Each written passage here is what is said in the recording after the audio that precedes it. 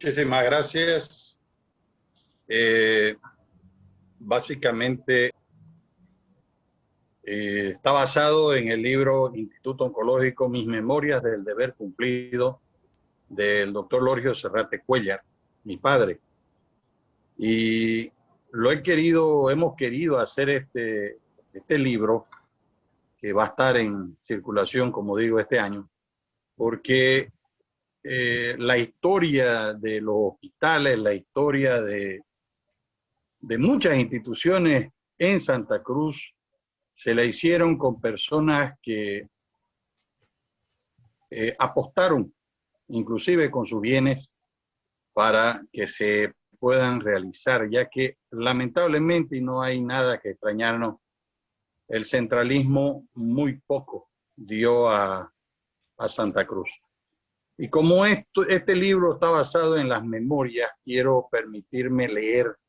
Son 28 imágenes de letras, por supuesto, y que resume lo más importante del libro y también resume todos los esfuerzos que se hicieron por llevar adelante este hospital desde sus inicios.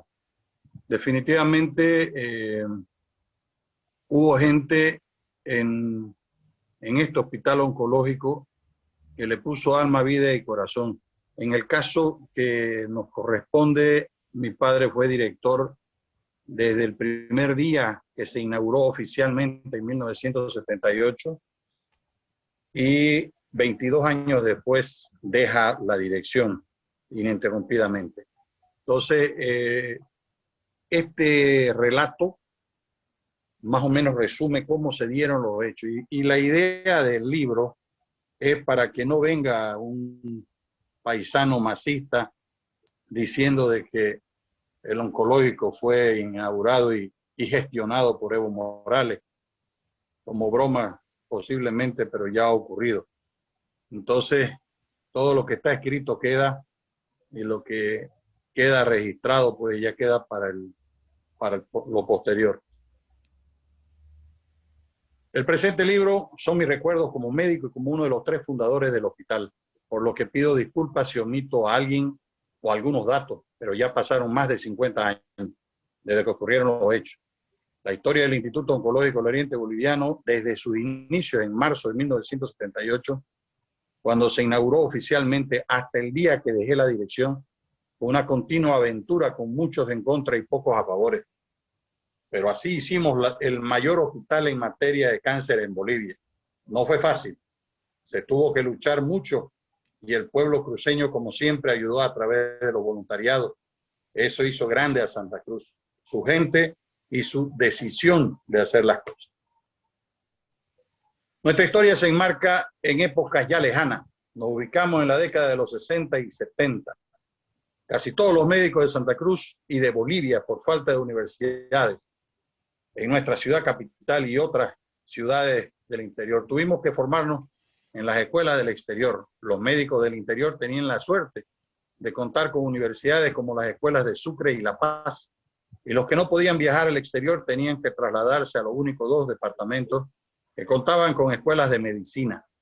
Esa era la realidad de esa época, pero bastaba para capacitarnos e integrarnos. Los médicos mayores, que fueron nuestros maestros, y siguieron capacitándonos y aprendiendo más allá de las universidades.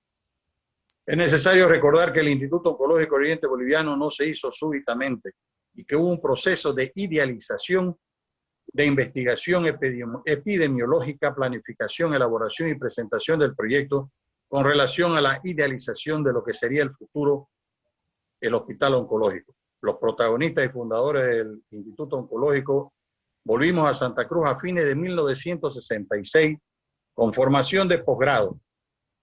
Yo venía del Brasil, Rubén Urey del Brasil y Carlos Ali Sadú de Sucre. Ese fue el núcleo. Entre los 3 hicimos la idealización, puesta en marcha de un proyecto e iniciamos la ejecución del mismo. En la sala tercera del Hospital San Juan de Dios iniciamos nuestras actividades asistenciales como médicos ginecólogos obstetras adscritos, no remunerados. La maternidad de Eva Perón, hoy Percy Boland, bajo la acertada dirección del doctor Percy Boland, Nos dio todo el apoyo paternal y científico. Paralelo a ello, cuando el tiempo lo permitía y de la misma forma como médicos adscritos, iniciamos la actividad en oncología ginecológica en el Hospital San Juan de Dios, donde el jefe del departamento, el doctor Gilberto Parada, nos dio todo el apoyo y el equipamiento para desarrollar la nueva disciplina, iniciando con la colposcopía y el Papanicolau. De esa manera iniciamos el ciclo de cirugías radicales de útero, ovario, vulva y glándulas mamarias. Las relaciones de amistades con el voluntariado cruceño hicieron que se piense seriamente en la construcción de un pabellón de cáncer en el San Juan de Dios y luego en un hospital oncológico, ya que el estudio epidemiológico realizado en ese entonces por el doctor Pablo Kiber Zambrana mostró que había que pensar en grande por la gran cantidad de pacientes que necesitaban atención. Es justo mencionar que los médicos más antiguos de la maternidad también nos apoyaron estratégicamente para desarrollar la oncología ginecológica. Los doctores Enrique Quintela, Julio César Castedo, Alberto Yepes, Berto Siles. En la sala tercera, el doctor Jorge Telchi, que era su jefe del departamento. A ellos se adscriben los médicos ginecólogos, doctor Elorio Serrate, Rubén Urey, Edgar Chávez, Walter Suárez, Manuel Pinaya, Tito Fraija, René Suárez, Carlos Paniagua, Alfonso Morales, Juan Carlos Vázquez, Mercedes Cañizares, Óscar Urenda, Freddy Paz, Winston Montero, Guillermo Parada Ortiz, Eduardo Parada y Wilfredo Elías. Gary Flores como patólogo, Carlos Ali Sadú como cirujano general, Hugo González y Alfonso III como anestesiólogo y el psiquiatra Alberto Seleme. Ese fue el equipo que actuó en la sala tercera del San Juan de Dios. A partir de allí, un grupo de médicos de los adscritos a la sala tercera del Hospital San Juan de Dios, decidimos que con el apoyo del voluntariado deberíamos desarrollar un proyecto que resuelva el problema de los enfermos con cáncer en el departamento. En primera instancia, en la propia sala tercera. Posteriormente se gestó la idea de crear el hospital oncológico para atender a enfermos que tenían que viajar a la ciudad de Sucre para recibir ese tratamiento. Lastimosamente no todos podían viajar y solo les quedaba esperar la muerte en su región sin que nadie los pueda ayudar. Con esa información y con la idea compartida con las damas del voluntariado del Círculo de la Amistad, nos pusimos en campaña. Lo primero que había que conseguir era un terreno donde pudiéramos construir un hospital que albergara a todos los enfermos que en Santa Cruz hasta esos días no tenían dónde ir. Se empezó con la búsqueda del terreno. Una de las cosas lindas de este pueblo fue lo hecho por la señora Adelaida Velasco, viuda de McKinney, quien de manera desprendida donó un terreno a pedido del ingeniero Rolando Aguilera Pareja Rolli, quien entonces era presidente del Comité de Obras Públicas. Lamentablemente el terreno era pequeño y en ese espacio no era posible crear el hospital con las características necesarias para albergar todos los servicios para atender el gran número de personas con ese mal. Se le agradeció infinitamente a la señora Adelaida por el gesto. Esto hace nuestra gente linda para ayudar a mejorar nuestra Santa Cruz. Es indudable que solo no pudiéramos haber construido el hospital. Como dije anteriormente, personas caritativas y bondadosas creyeron en nuestro proyecto y se transformó la Legión y se formó la Legión Cruceña de Combate al Cáncer. Almas que fueron enviadas por Dios y que se convirtieron en nuestros ángeles de la guarda, a quienes le debemos mucho, sobre todo a nuestras tres primeras damas presidentas, la doctora Isela Ortiz de Mendívil, la señora María Celina Almeida de Quintela y la señora Zaida Serrate de Selene. La Legión Cruceña de Combate al Cáncer se fundó en el año 1976 a la cabeza de la doctora Isela Ortiz de Mendívil, quien organizó la Legión con todos los elementos legales que le permitieron convertirse en una institución y con eso poder adquirir derechos y obligaciones. Es así que, cumplido todo lo que es de rigor, se comenzó a trabajar para conseguir fondos destinados para el hospital oncológico. Entre las primeras acciones y lo más importante de su gestión fue lograr la donación de una casa ubicada en la calle Arenales y Charca, que abarca ambas calles. La casa fue donada por mortem por la señora Luisa Peirano de Gieras, quien donó la mitad del inmueble para la Legión y la otra mitad para Aprecia, institución que se dedica al cuidado de los no videntes. Ese fue el gran aporte de la doctora Isela, quien posteriormente siguió aportando como legionaria. La gestión de la doctora Isela sigue vigente hasta nuestros días y gracias a ello ese inmueble rinde dividendos y con los alquileres se financiaron muchas actividades del hospital. La sucedió a la cabeza de la Legión la señora María Celina Almeida de Quintela, quien siguió con el trabajo recibido de la anterior directiva trabajando con el voluntariado para lograr el futuro hospital soñado. Los fundadores siempre tratamos de ayudar a las legionarias a hacer realidad los aportes y donaciones. Mucha gente aportó de forma anónima y otras lo hicieron públicamente.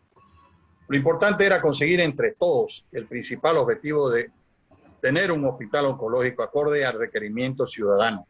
Motivados por esa realidad, iniciamos reuniones con personas importantes de nuestro medio, tanto públicas como privadas. La idea fue tomando fuerza. Visitamos al ingeniero Mario Foglianini Lozada, amigo de los que pensábamos crear el hospital, en la época presidente del Comité de Obras Públicas. Le solicitamos que nos ayudara a buscar un terreno para la construcción del hospital. Nos respondió en 2 días que había conseguido el terreno, ubicado en la faja de equipamiento de Equipetrol, cuyo propietario era el señor Alberto Vázquez Machicado. Y así fue. El señor Vázquez Machicado donó el terreno y formalizó a nombre de la Legión Cruceña de Combate al Cáncer, representada en ese entonces por la señora Zaida Serrate de Seleme, entonces presidenta de la Legión, y los doctores Lorio Serrate Cuellar, Rubén Darío Urey Jordán y Carlos Ali Sadud Quintero. El terreno tenía una extensión de 10.000 metros cuadrados y los papeles deberían figurar a nombre de la Legión Cruceña de Combate al Cáncer, porque esa fue la voluntad del donador del terreno.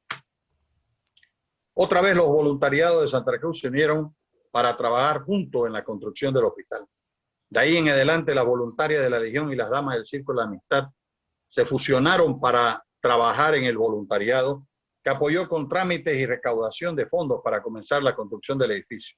Las damas del Círculo de la Amistad comenzaron a trabajar con el carnaval de antaño, cuya recaudación era dirigida en exclusiva para el oncológico. La primera recaudación importante que se entregó a la Legión fue para los primeros fondos e iniciar la construcción. Cuando todo estaba encaminado para iniciar la construcción, en 1971 vino el golpe militar del general Hugo Banzer Suárez. Por esos azares del destino nombran como ministro de Salud al doctor Carlos Valverde Barberí, muy buen amigo nuestro. Le propusimos la posibilidad de construir el Hospital del Cáncer de Santa Cruz, aprovechando el plan de emergencia de la Presidencia de la República. El doctor Valverde nos dijo que el 12 de octubre de ese año se iba a aprobar el plan de emergencia de la Presidencia de la República con muchos proyectos y nos dijo textualmente, tráiganme todo listo para el 11 de octubre. Eso nos lo dijo el 21 de septiembre en el festejo del Día del Médico en la sede del Colegio Médico. Lógicamente nos comprometimos a hacerlo para poder presentarlo el día propuesto para su aprobación. Con el tiempo marcado y la voluntad de cumplir con el objetivo, hablamos con el amigo del arquitecto Manuel Guzmán y le dijimos que necesitábamos ese proyecto urgente hasta el 10 de octubre porque teníamos que llevarlo a La Paz el 11 de octubre, ya que el 12 de ese mes sería presentado en gabinete. La cuestión es que el arquitecto Guzmán nos ayudó decididamente e hizo el proyecto completo en esos pocos días con 3 turnos de ingenieros, dibujantes y otros. Así se hizo el proyecto que necesitábamos. El diseño era más o menos como una mano en el centro en el cual funcionaría toda la parte administrativa y de ahí se desprendían un dedo, el más grande para ginecología, el otro dedo para cirugía, el otro dedo para oncología clínica, el otro dedo para pediatría y el último para radioterapia. Ese era el proyecto original con una sola planta, utilizando prácticamente todo el terreno del hospital, con posibilidad de ampliar cada uno de los dedos hasta donde sea necesario. Nos entregó en el plazo el proyecto terminado y como se dijo antes, el 11 de octubre viajamos a La Paz para hacer entrega del documento al doctor Valverde. Él nos hizo el lobby con los ministros necesarios para poder hacer aprobar el proyecto, de tal forma que cuando se presentó al gabinete ministerial ya iría a definir el plan de emergencia. Nuestro proyecto fue aprobado sin discusión. Ya en poder del ministro Carlos Valverde, la orden de licitación de la construcción del proyecto salió de inmediato. Estamos hablando de 1971. Lamentablemente y sin conocimiento del doctor Valverde, algunas autoridades de La Paz cambiaron el proyecto, que era hermoso, y de una sola planta con posibilidades de crecimiento. Nos hicieron un edificio de corte occidental con ventanales al sur y que no tenía por dónde entrar el viento, porque no tenía ventanas al norte. En fin, nosotros queríamos que salga el hospital y así se dio la orden de ejecución el 12 de octubre del año 1971. A los pocos días de octubre, el ministro de Salud ordenó la licitación de la construcción, que fue ganada por la Compañía Boliviana de Ingeniería, a cargo del ingeniero Raúl Quintela. El trámite administrativo, el cambio del proyecto, la demora del primer desembolso y el no contar ya con el doctor Valverde como ministro hizo que todo se retrase. Antes de iniciar con las actividades del oncológico, el doctor Valverde Valderí, además de conseguir los fondos para la construcción, consciente de que profesionales capacitados aseguran el éxito de cualquier tratamiento, nos consiguió becas para especializarnos en oncología. A Francia viajaron los médicos Carlos Ali Sadut, Rubén Darío Urey, Luis Jordán Vargas, Precia Bruno de Jordán, Arturo Suárez de Achaval, Jorge Flores Aguilera, Cástulo Chávez, Fremberto Peredo, Freddy Terraza, y a Brasil viajó Lorio Serrat. Después de regresar al país, nos dedicamos de lleno a prepararnos para atender. La construcción, que fue aprobada en 1971, comenzó el año 1976 y nos fue entregada el año 1977 incompleta y en obra gruesa. En el mismo año comenzamos nosotros y el voluntariado a buscar fondos económicos porque no existía la parte de internación, de enfermería, quirófano, unidad de terapia intensiva, pediatría, cocina, lavandería. No tenía pensionado. Decidimos hacernos cargo de todo porque había que completar la obra y también ver la implementación de todo el equipamiento. Para este fin, aprovechamos la amistad de los directivos del Banco Santa Cruz de la Sierra, amigos todos, quienes comprometieron a darnos un crédito, pero con la garantía de los bienes privados de los fundadores. Fue así que se terminaron hipotecando la vivienda de los tres promotores. La de Lorio Serrate como director, la de Rubén Darío Urey y la del doctor Carlos Ali Sadut Quintero. En este último caso tenemos que hacer un alto y contar una anécdota. Yo tenía una casita chica, el doctor Urey también, pero el doctor Sadut, como no tenía casa, puso en garantía la casa de su suegro, a quien se le reconoció siempre por el gran gesto en beneficio del pueblo. El personaje del cual hablamos era don Luis Áñez. Con esas garantías, hipotecando nuestras casas, el banco comprometió a darnos todos los créditos para terminar el edificio y el equipamiento. Y así fue. Lo primero que hicimos fue terminar el hospital, que como dije, había sido entregado a medias. Utilizando la creatividad, se buscó ayuda y gracias a ello se pudieron construir también el pensionado. Las personas que ayudaban debían construir una pieza del pensionado, vestirla y equiparla. A cambio, cuando se terminaba de construir cada pieza, se colocaba una placa con los nombres de quienes ayudaron. Lamentablemente y con falta de respeto, las placas que identificaban a los donantes fueron retiradas y hoy desaparecieron. De esa forma se hizo el pensionado, pero quedaban algunas cosas por terminar. Con fondos de la Legión y algunas donaciones equipamos la cocina y la lavandería. También con el préstamo que nos aprobaron en el banco por $136,000 de aquella época, con la garantía de nuestros bienes se pudo comprar la primera bomba de cobalto. Aquí también cabe una anécdota. Habíamos pedido lo que pensamos que podíamos pagar, que fue la compra de una bomba de movimiento vertical que se llamaba el Dorado 60. Una cosa chica, pequeña, que solo tenía movimientos verticales y que era lo máximo que podíamos pretender con los fondos que manejábamos. Después que se realizó el pago del equipo a la Atomic Energy of Canada, la empresa nos informó que un pedido para África había sido suspendido y un equipo Teraton 765, mucho mejor, mucho mayor, con características giratorias y que permitía hacer tratamiento de todo tipo, había quedado disponible. Nos consultaron si lo recibiríamos por el mismo precio. Ese era el mejor equipo que había en la época, con toda la modernidad que eso implicaba. Por supuesto que aceptamos la oferta. La radioterapia nació con suerte. Cuando llegó la bomba, nos llenamos de orgullo y alegría, porque sería la primera de Bolivia llegó gracias al esfuerzo y sacrificio de quienes agregaron sus bienes y al apoyo del voluntariado. Cabe mencionar que la deuda fue cancelada con las recaudaciones de las damas voluntarias y en esa época la situación no era tan grave en Santa Cruz. Había mucha cooperación.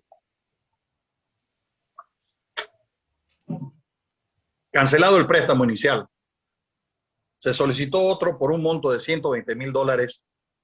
Con ese monto se compró todo el instrumental quirúrgico y el equipamiento de la unidad de terapia intensiva. Se adquirieron monitores para cirugía, instrumental, respiradores, en fin, todos los equipos que se necesitaban para que el hospital sea funcional para atender a los pacientes.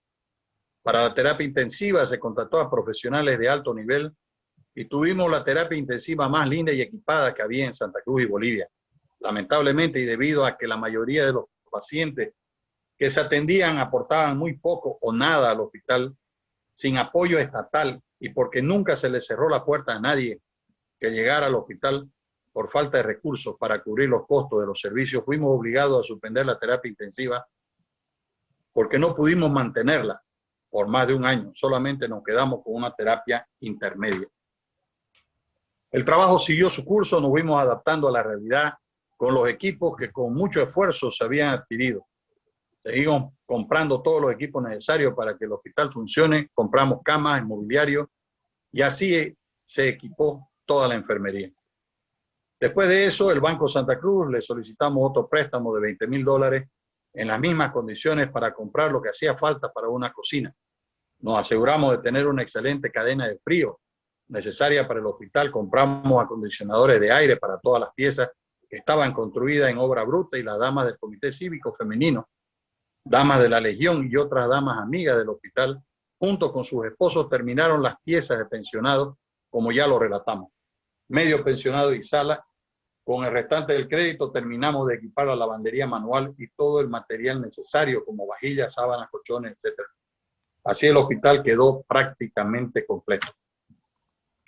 Quedaba pendiente la contratación del personal y ahí el doctor Ovidio Santisteban, presidente del Comité Pro Santa Cruz de esa época, muy amigo del general Banzer, nos consiguió 8 ítems de médico y 45 ítems entre enfermeras, auxiliares y similares. En fin, lo principal para que el hospital funcione y arrancamos con eso, 53 ítems.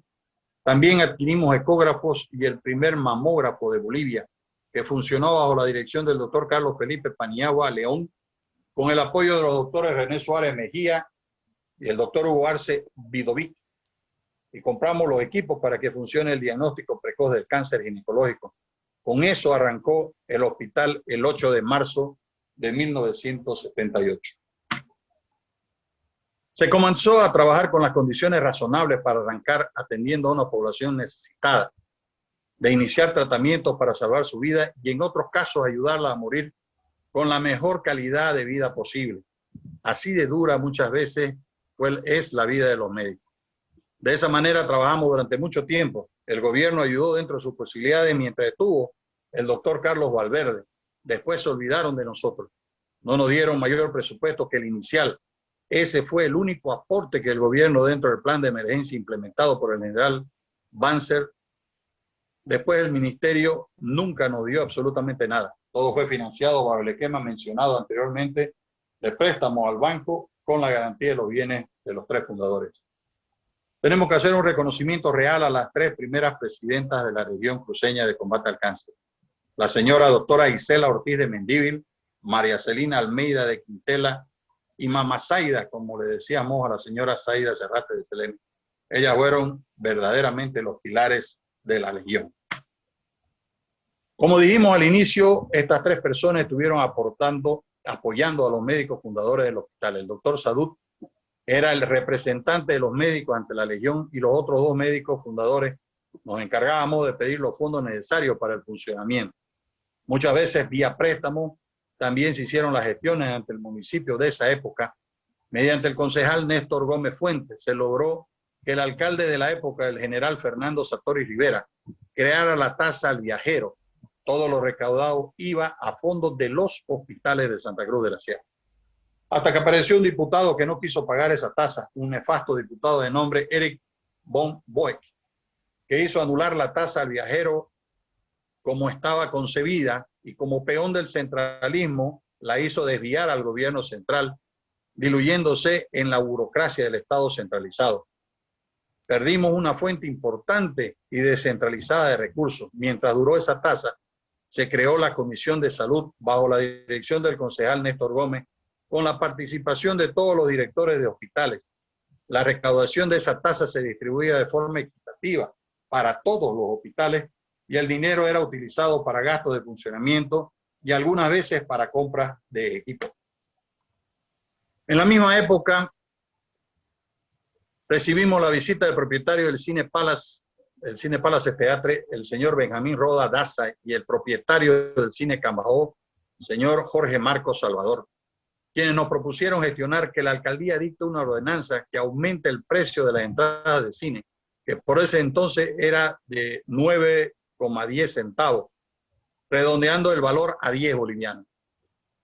De esos 90 centavos adicionales, 50 centavos era para la unidad sanitaria, hoy sedes, 35 centavos para la Legión y 15 centavos para los propietarios de los cines. Con esos fondos, 35 centavos por ingreso al cine, pudimos pagar parte de los préstamos que adeudábamos. Con relación a los 50 centavos para la unidad sanitaria, nunca supimos nada sobre el destino de esos recursos. Supongo que se mimetizaron en los gastos de la burocracia estatal. Así funcionó siempre el hospital. Fue creciendo la carga laboral, fue aumentando, y los recursos propios que eran autorizados por la unidad sanitaria de ese entonces no alcanzaban para el pago de sueldos y salarios. Esa bola de nieve fue creciendo y no pudimos conseguir seguir con la carga laboral. Tuvimos que acudir al Estado central para que nos ayude con ítems. Tampoco el hospital podía crecer más, pero la realidad era cruel y lo hizo crecer demasiado. La gran cantidad de enfermos y muchos de ellos indigentes no permitía hacer lo que se debería. La situación de Santa Cruz se deterioró, pero de todas maneras, con donaciones y con lo que se percibía por el inmueble alquilado de la Legión, pudimos paliar muchos gastos. Esa fue la realidad del hospital durante mucho tiempo, un sobreviviente. Desde la primera etapa del hospital, me tocó ser director por 22 años, ininterrumpido. El doctor Urey era jefe de ginecología, servicio que se logró montar con la ayuda del voluntariado. La cirugía estuvo a cargo del doctor Sadut, quien hasta ahora sigue vigente. Oncología clínica fue jefaturizado por el doctor Luis Jordán. La doctora Fresia Bruno de Jordán fue jefe de laboratorio clínico. La licenciada Gaby Ligerón fue jefe de enfermería. El doctor Arturo Suárez Achával y el doctor Jorge Flores Aguilera nos colaboraron de manera ad honorem por algún tiempo, cada uno en su área. En gastroenterología, el doctor Suárez y el doctor Flores en pediatría. Tenemos el orgullo de haber curado a muchos pacientes que lamentablemente no tenían dinero. El cáncer es una enfermedad cara y generalmente el paciente llega tarde a su tratamiento. Eso hace que lo que se podía curar con menos recursos, mientras más se atrasaba, el iniciar tratamiento más se encarece y menos posibilidades de sobrevivencia. El compromiso nuestro siempre fue atender a todos sin mirar si tenía o no posibilidades financieras. Siempre se le dijo la verdad al paciente cuando se podía curar y cuando no.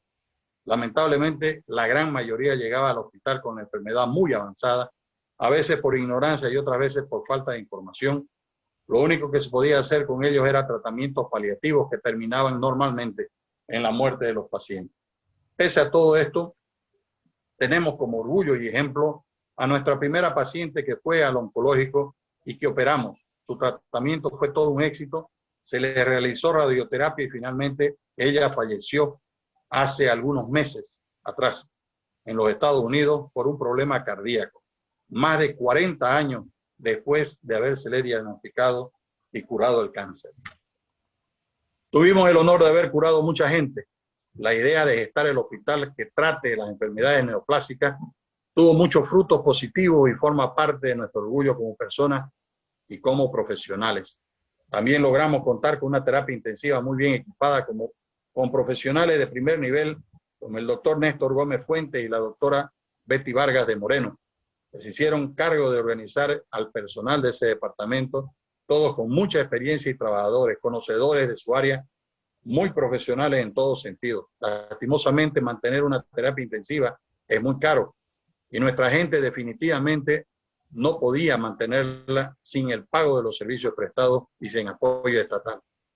Lo pudimos soportar durante un año y nos dimos el lujo de tener la mejor terapia intensiva de Bolivia. No la pudimos sostener, por lo que se tuvo que cerrar y médicos y enfermeras se fueron a trabajar a otros centros. La terapia intensiva se transformó en terapia intermedia y así siguió funcionando. Esto es un pequeño resumen del libro, la parte januda, si se quiere, el término. Y como dije, se quiso hacer este libro que se aprovechó la pandemia para ello. Y Dios mediante va a estar ya publicado en los próximos meses. No se ha publicado antes porque el tema de la pandemia tampoco permite hacer una presentación presencial, que es lo que requiere una presentación de un libro. Entonces va a estar en cartelera, si vale el término, en los próximos meses.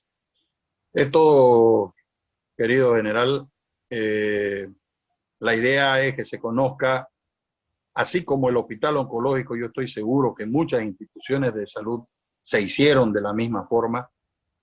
Lamentablemente el gobierno siempre brilló por su ausencia. Y bueno, los voluntariados en Santa Cruz fueron la mano derecha de muchísimas instituciones y así se hizo, remando y de a poquito. Es todo.